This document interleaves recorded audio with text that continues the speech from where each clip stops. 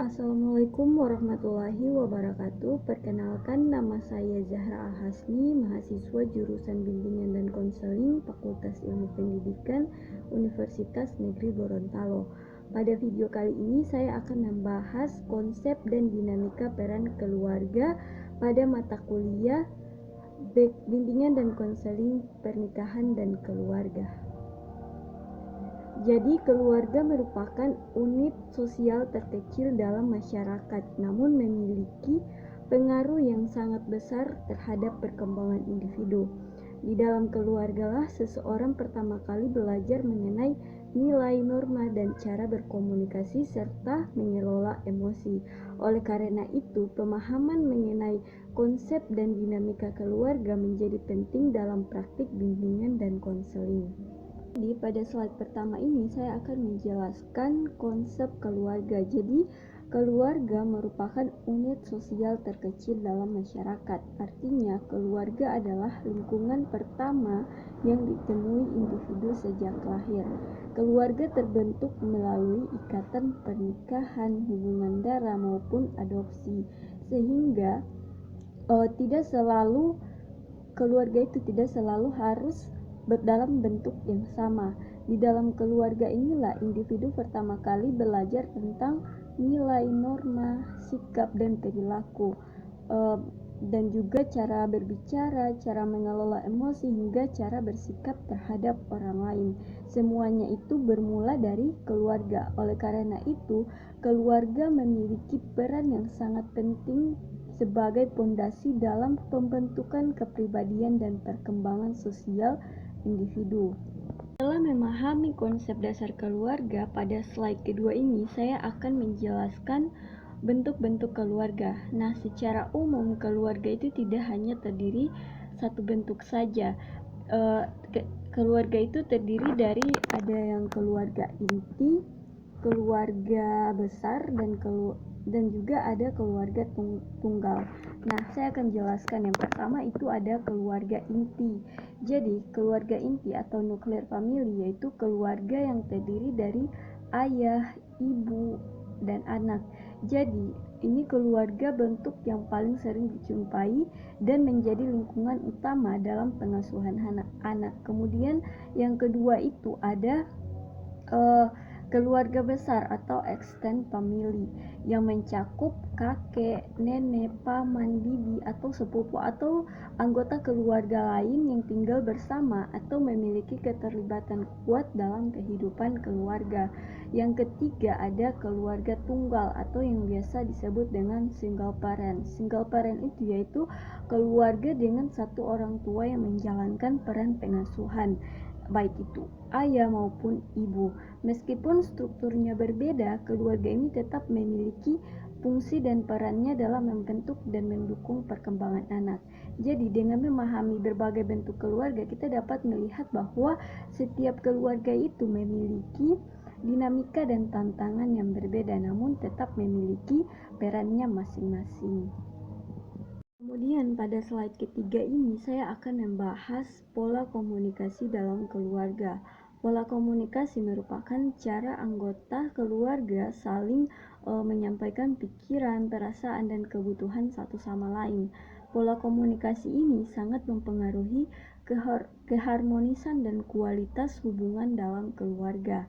Yang pertama itu ada pola komunikasi terbuka, yaitu pola komunikasi terbuka merupakan komunikasi yang ditandai dengan keterbukaan, kejujuran yang mendengarkan. Dalam pola ini, anggota keluarga itu merasa aman untuk menyampaikan pendapat dan perasaannya.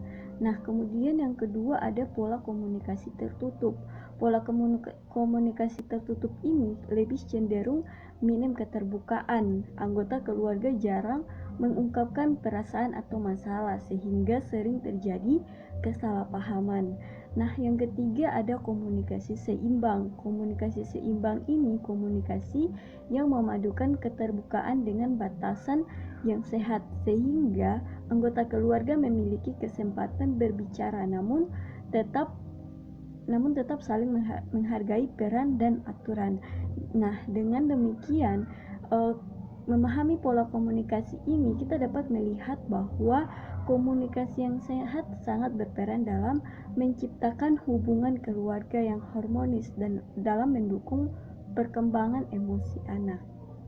Nah, slide berikutnya saya akan membahas tentang dinamika peran dalam keluarga. Jadi setiap anggota keluarga itu memiliki peran dan tanggung jawabnya masing-masing dan saling berkaitan satu sama lain. Nah, yang pertama itu ada ayah dan ibu. Pada umumnya, ayah dan ibu ini memiliki peran sebagai pengasuh, pendidik, serta pengambil keputusan dalam keluarga. Jadi, ayah dan ibu ini sebagai pengarah memberikan perlindungan dan memberikan contoh perilaku baik kepada anak. Selanjutnya anak baik kakak maupun adik itu memiliki peran dalam belajar bersosialisasi, saling menghargai, serta mengembangkan kemandirian dan tanggung jawab sesuai dengan usianya, misalnya membantu pekerjaan rumah. Nah, selain itu ada kakek dan nenek. Jadi kakek dan nenek juga ini memiliki peran penting terutama dalam memberikan dukungan emosional, nilai-nilai keluarga, serta pengalaman hidup kepada generasi berikutnya. Jadi, dinamika peran ini bersifat dinamis,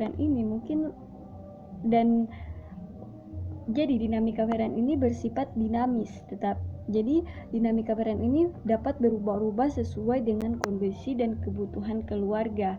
Namun, kerjasama dan saling menghargai antar peran menjadi kunci terciptanya keharmonisan dalam keluarga. Jadi, dinamika peran dalam keluarga ini bersifat dinamis. Nah, jadi pada slide kelima ini saya akan membahas beberapa isu yang sering muncul dalam kehidupan keluarga. Setiap keluarga itu tidak terlepas dari berbagai permasalahan yang dapat mempengaruhi hubungan antara anggota keluarga. Nah, salah satu isu yang sering terjadi adalah konflik keluarga, yaitu perbedaan pendapat atau kepentingan antar anggota keluarga yang tidak dikelola dengan baik. Selain itu, ada juga isu yang terjadi yaitu perceraian.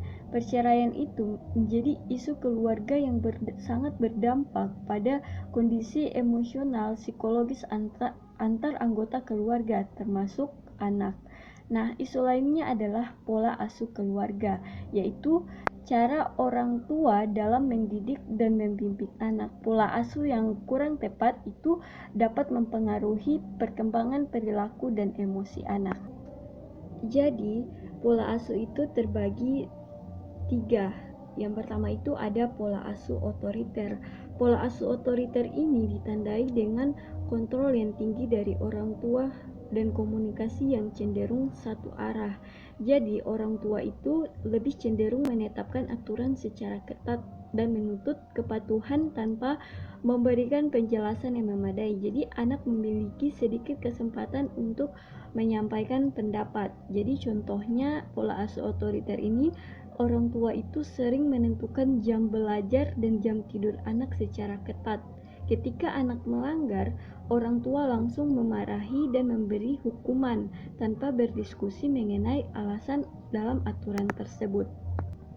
Yang kedua, pola asuh demokrasi. Jadi pola asuh demokrasi ini adanya keseimbangan antara kondisi kontrol dan kehangatan. Jadi orang tua itu menetapkan aturan tetapi tetap memberikan penjelasan dan membuka ruang komunikasi. Jadi anak itu didorong untuk mandiri namun tetap ada batasan yang jelas. Jadi contohnya ketika orang tua menetapkan jam belajar namun ketika anak merasa kesulitan, orang tua mengajak anak tersebut berdiskusi untuk mencari solusi bersama dan memberikan dukungan agar anak dapat belajar dengan nyaman. Kemudian yang ketiga itu ada pola asuh permisif. Jadi pola asuh permisif ini lebih cenderung memberikan kebebasan yang tinggi dan pengawasan yang rendah. Jadi orang tua itu jarang memberikan aturan dan cenderung menuruti keinginan anak. Jadi meskipun tidak sesuai dengan kebutuhan perkembangannya. Contohnya anak dibiarkan menggunakan gadget hingga larut malam tanpa batasan waktu, dan orang tua tidak memberikan arahan atau konsekuensi atas perilaku tersebut. Nah, jadi pada slide ke-6 ini saya akan melanjutkan pembahasan mengenai isu-isu dalam keluarga. Selain konflik kekerasan dalam keluarga, kemudian dan juga terdapat pola asuh dalam keluarga, terdapat beberapa isu lain juga yang dapat mempengaruhi keharmonisan dalam keluarga. Salah satunya adalah kekerasan dalam keluarga, baik secara fisik maupun psikologis, yang dapat menimbulkan dampak serius bagi kesejahteraan anggota keluarga. Kemudian isu berikutnya adalah kondisi ekonomi. Tekanan ekonomi ini sangat berdampak terhadap keharmonisan keluarga. Jadi seringkali tekanan ekonomi ini sering mempengaruhi stabilitas emosional dan hubungan dalam keluarga.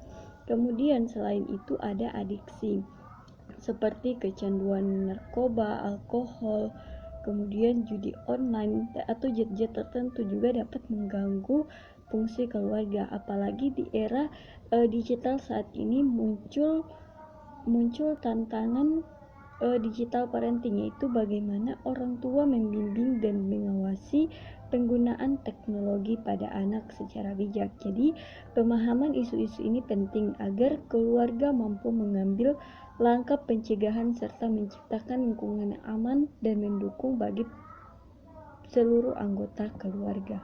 Nah, sebagai kesimpulan, keluarga merupakan unit sosial terkecil yang memiliki peran sangat penting dalam kehidupan individu. Keluarga menjadi lingkungan pertama bagi seseorang untuk belajar nilai, norma, sikap, serta cara berperilaku. Melalui berbagai bentuk keluarga, pola komunikasi, dan dinamika peran di dalamnya, keluarga sangat mempengaruhi perkembangan emosi, sosial, dan kepribadian anak. Selain itu, berbagai isu dalam keluarga menunjukkan bahwa keluarga juga menghadapi tantangan yang perlu dipahami dan dikelola dengan baik. Oleh karena itu, pemahaman mengenai konsep dan fungsi keluarga menjadi dasar penting dalam upaya menciptakan keluarga yang harmonis serta mendukung kesejahteraan seluruh anggota keluarga. Jadi, sebagai penutup, keluarga itu memiliki peran yang sangat penting dalam membentuk individu secara emosional, sosial, dan moral. Melalui pemahaman yang tepat mengenai konsep komunikasi serta dinamika peran dalam keluarga, diharapkan tercipta lingkungan keluarga yang sehat dan mendukung perkembangan setiap anggotanya.